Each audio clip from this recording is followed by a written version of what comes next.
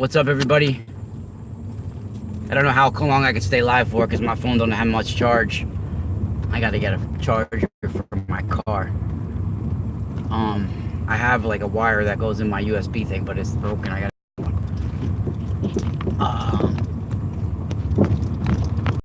so guys, I don't know if you just saw my little, I was doing a little live guitar stream. What's up? Well, after that, after I was done, after I hit it off live with you guys, I wrote a song.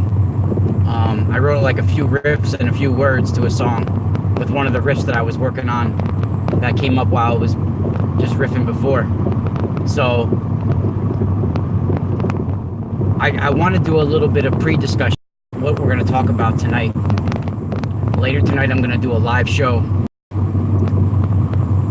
about ancient Egypt and about my visions about what's beneath the Sphinx and some of the other places, especially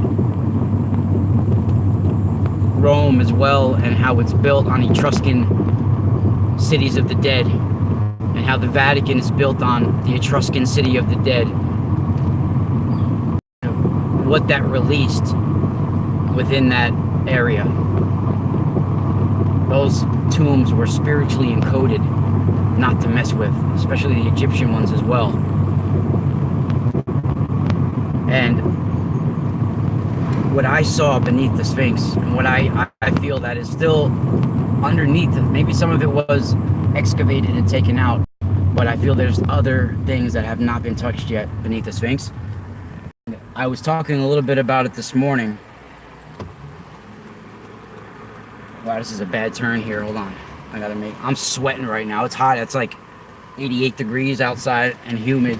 And I was just playing directly in the sun. I actually wrote a song, like I was saying, before I left. I wrote like two riffs and a few words. Your ship is under the Sphinx? Oh, you think you're really Thoth, huh? You might contain some of that energy. We all contain energy of the gods. We are the ancients. So I was talking about how you can research the Sphinx, do it all you want, but no one's going to tell you the real deal in books.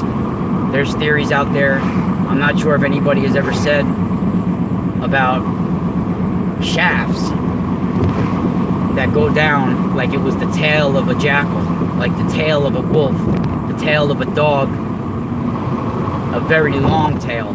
And that's what I saw beneath the Sphinx, behind the Sphinx. And there is evidence of a dog-headed race, or at least a spiritual, some sort of spiritual technology or some sort of ancient technology that's down there that is involved with providing some sort of intellect or knowledge to people. It's like it's an ancient computer of sorts, maybe.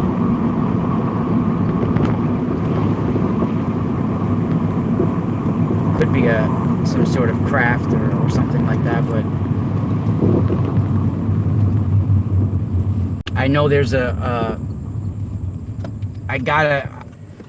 almost willing to bet anything, and I wanted to talk about it now just in case the world ends in the next few hours and we can't do a live show, or who knows what can happen, right, tomorrow. So I wanted to put it out there that I feel there's a necropolis of Anubis, acropolis of these dog-headed race, even the cynocephaly. There's been all names for them over time, and it's beneath the back of the Sphinx. And there's temples in the front. There's all sorts of things in the front. But I do think it goes all the way from the back of the Sphinx underneath there,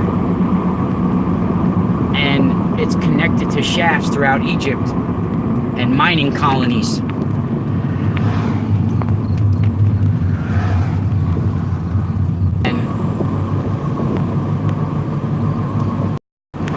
pretty amazing when you see, I'm losing power on my phone.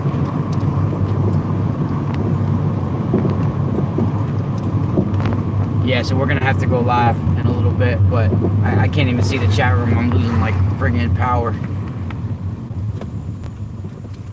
But you guys can probably still make clear. It's just my phone, I guess at the end, it's to save power, it like goes dark, so I can't really see it right now.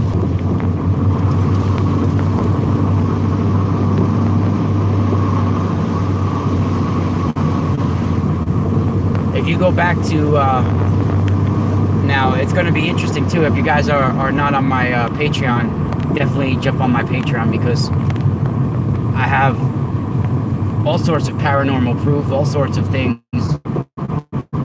on there, and I'm breaking down ancient Egypt like never before. In fact, I feel like I don't know if it was a past life of mine or in another timeline that I was related to a man from the 1800s. Somehow I have some of his energy within me, and his name was William Ricketts Cooper, and I think he was Australian actually. He was an author that died in his 30s. He was not an author by trade. He reported some of the things through books, but he was more like a biblical archaeologist in some ways, I guess you could say. And what he accomplished in his short life is truly amazing, especially back then when there was it was harder to get around and harder to obtain information than it is nowadays. And he did a whole bunch of series of books about ancient Egypt that are out of print now from the 1800s. I mean, you could find companies that reprint old books, and I've had some of his old books. And when I first opened them, it was giving me flashes of another time, another place, and I feel like intimately connected, like I was, like he was me, or that was, you know, or something like that. And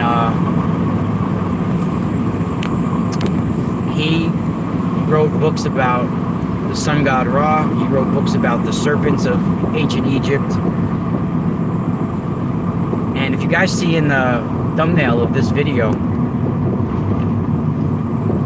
that picture, I gotta figure out if that's legit or not. My buddy sent it to me, but that is similar to something I saw in my dream that had to do with Aldebaran, that being coming out of the clouds, that huge giant coming out of the clouds, had one red eye, like Aldebaran in the red eye of Taurus, the red eye of the bull. The ancients called the Eye of God.